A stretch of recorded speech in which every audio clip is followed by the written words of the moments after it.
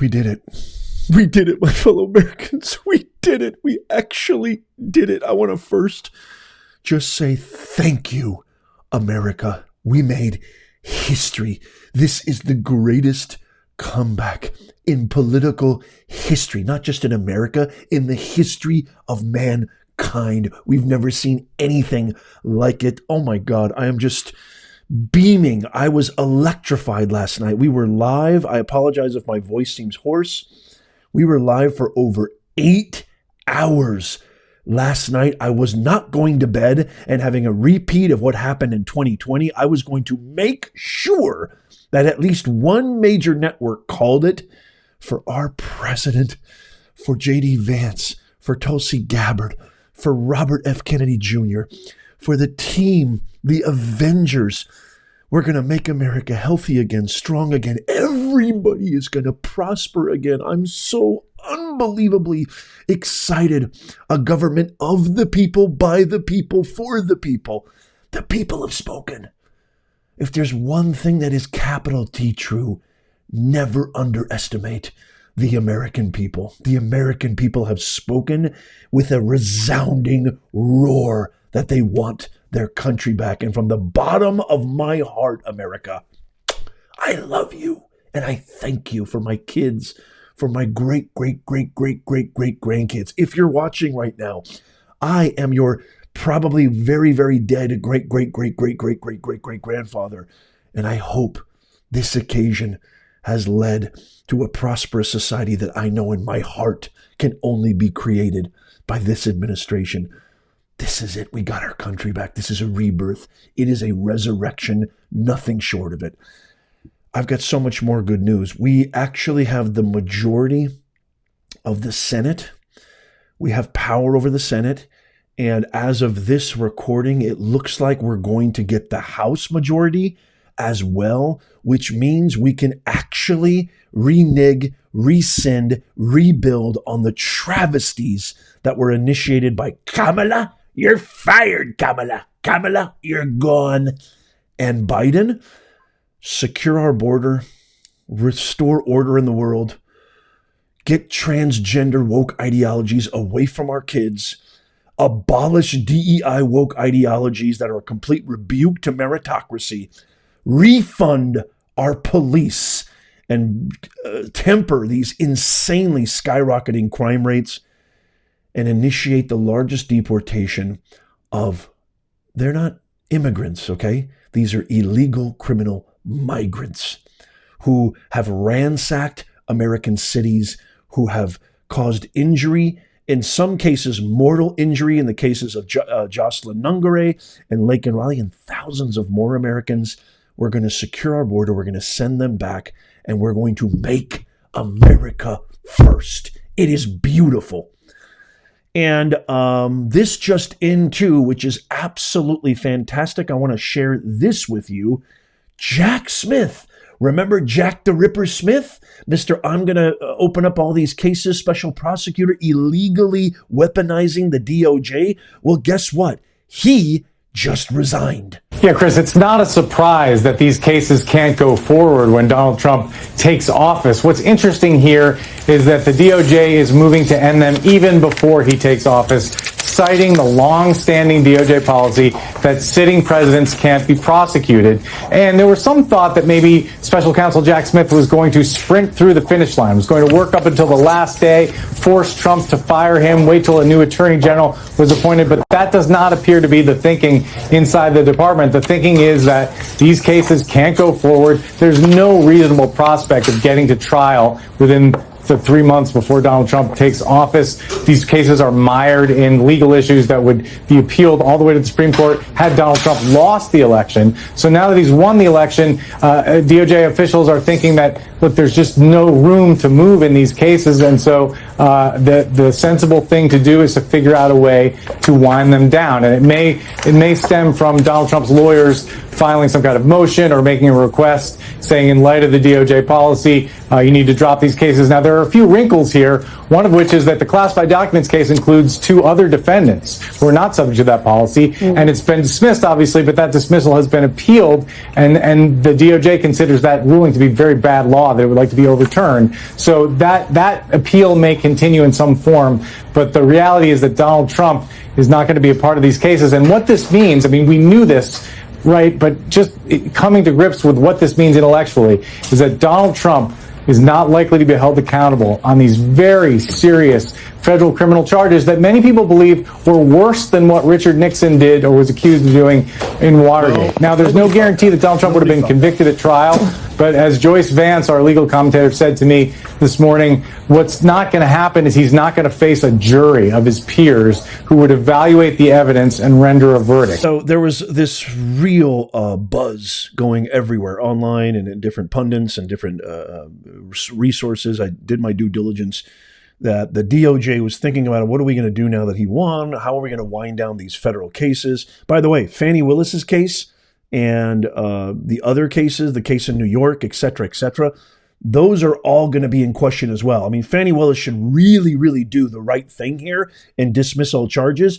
But hopefully with this appeal that's set in December by the Pitbull Sadow is going to argue orally in court to the appellate judges to remove Fani Willis, everything seems to be, knock on wood, all praises to the Most High, everything seems to be working in a justified, beautiful manner. Karma is a beautiful thing. You LADs, you lion-ass degenerates, it's all coming back. And what's so beautiful and divine in this justice is it's all coming from the hearts and minds and spirits of the American people. So that was earlier, and then we just learned that Jack Smith is actually going to leave before January 20th when Trump gets inaugurated. Check this out. We have some news about special counsel Jack Smith, this man right here.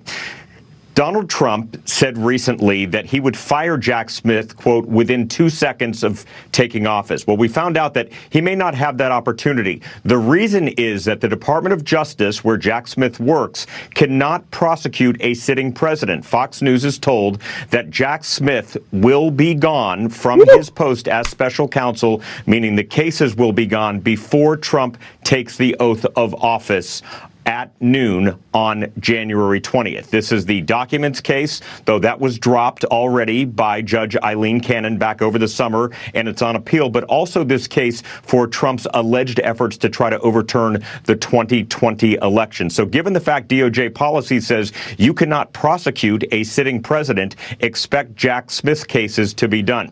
The last case, and I'll end on this, is that Atlanta case that deals with the 2020 elections. That's a local Georgia case. We've seen over the last year how that has played out with Fani Willis, Nathan Wade. That has many problems, many different delays. So the bottom line for my story to all of you right now, Donald Trump's legal problems have essentially all gone away since he won last night.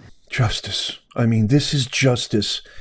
I truly believe the hand of God was protecting our president on that fateful day on July 13th in Butler, Pennsylvania, which, you know, most of you guys were here with me. We were live when that actually took place. It was one of the most traumatic things I've ever experienced. And I'm not a little boy. I'm not a little child. I'm a man. And I was traumatized. And I don't even think I've ever admitted to being traumatized by anything so openly and publicly. But that actually shook me to my core. I was in the Discord with our members saying, I need to take a break. I can't do this anymore. It was awful, as I'm sure it was for you too. I knew God was there, and I feel like God was there last night, and I know God is here today, and I know God loves America, and God has blessed us, and God has blessed Donald Trump. Thank you so much, Lord. Thank you so much. Thank you so much. Oh my goodness. It's just amazing. Now, you would think that the Democrats would learn from this. You would think that Obama, who at one point in my life I actually considered intelligent and I had respect for. That's all gone because he spewed lie after lie, even talked about Charlottesville just a couple of days before the election. Shame on you, Obama. That's not even a good lie. It's a lazy lie. You would think that the Democrats would learn and actually think, you know what? we need to take a hard look. We need to spend some significant time in introspection and figure out, how did this happen? Because Trump didn't not only won, he won by a landslide. And he pierced and broke through the blue wall. Winning Wisconsin, Michigan, Pennsylvania, those were hardline blue states. And it was neck and neck in Minnesota, in Tampon Tim state. Virginia was neck and neck. So he won Georgia too, which he lost in 2020. And so you would think that they would really take stock in this defeat, accept this, digest this, and want to learn from it. Even Jon Stewart was yelling at the pundits and the pollsters, saying, you're continuing the same rigmarole, and that's not what's going to work. And this is what I'm talking about. Check this out. I just say, Rev, really quickly, too, Democrats need to be mature, and they need to be honest. And they need to say, yes, there's misogyny. But it's not just misogyny from white men. It's misogyny from Hispanic men. Right. It's misogyny from black men. Things we've all been talking about, who do not want a woman leading them. Might be race issues with Hispanics. They don't want a black woman as president of the United States. You know, the Democratic Party, I've always found, when you're sitting around talking, they love to just sort of balkanize everybody into these separate groups and say, oh, white people don't like women and black people. No, it is time for the Democrats to say, okay, and you and I have talked about this before, a lot of Hispanic voters have problems with black candidates. Right. A lot and of, with other Hispanics. You got some exactly. that don't like each other. And Right. and some of the most misogynist things I've heard going on this Get Out the Vote tour came from black men. I mean, misogynist things. So you're absolutely right. It's not simplistic. And we've got to have real honest conversations about it. Honest conversations. There's one more clip. Check this out. Because I'm thinking about the people who are not a part of anybody's elite who are hurting tonight. There are African-American women who know a little bit about being talked down to and know a little bit about having their economic dreams crushed, who tried to dream a big dream over the past couple of months. And tonight they're trading in a lot of hope for a lot of hurt. And they were hoping that maybe this time, one of their own could be seen as worthy. And once again, they're facing rejection. And that hurts. They thought tomorrow morning they're going to walk out with their shoulders back a little bit, maybe able to breathe for the first time and feel like they belong someplace. They did everything that they knew how to do. And it's going to be harder than it should be tomorrow for them to hold their heads up. And they're not the only people who are hurting tonight. If you're a parent of a trans kid, Jeez. your child's face was used as a springboard to power for somebody. That doesn't feel good. There are going to be people tomorrow, we're going to be handing clothes at the dry cleaners to people who don't have papers. There are going to be people who are going to be cleaning your teeth tomorrow who don't have papers. And they're terrified tonight. And so it's easy to blow this off. Oh, look at the elites. They're going to get their comeuppance. It's not the elite that's going to pay the price.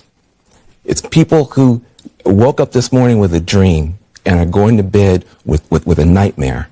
And those people didn't deserve to be respected and held and talked to. Those are the people who are going to pay the price for whatever Donald Trump decides to do. Instead of actually accepting the process, the democratic process that they seem to be championing all the time and saying that Donald Trump is the threat to that very entity, what do? They double down. They triple down on their insane, ludicrous, divisive, hateful, malicious rhetoric. Race baiting? It's all because of race. It's all because she's black. It's all because of Hispanics. Blaming actually their own constituents, blaming Latinos and blaming African Americans. I mean, this is just a recipe for 2028 defeat, 2032 defeat. God knows how much further. And you know what? They deserve it. They deserve their giant L's. They deserve to swallow those losses every single time if this is how they're going to continue to process these major defeats that the American people, at the hands of the American people. Don't worry, I'm not just going to leave you on that stupid, pathetic note. As always, the great, smart, and poignant Scott Jennings, I think, is spot on right here. Check this out. This is a mandate has won the national popular vote for the first time for a Republican for the first time since 2004. This is a big deal. This isn't backing into the office. This is a mandate to do what you said you were going to do. Get the economy working again for regular working class Americans, fix immigration, try to get crime under control, try to reduce the chaos in the world. This is a mandate from the American people to do that. I think I'm interpreting the results tonight as the revenge of just the regular old working class American, the anonymous American who has been crushed, insulted, condescended to. They're not garbage. They're not Nazis.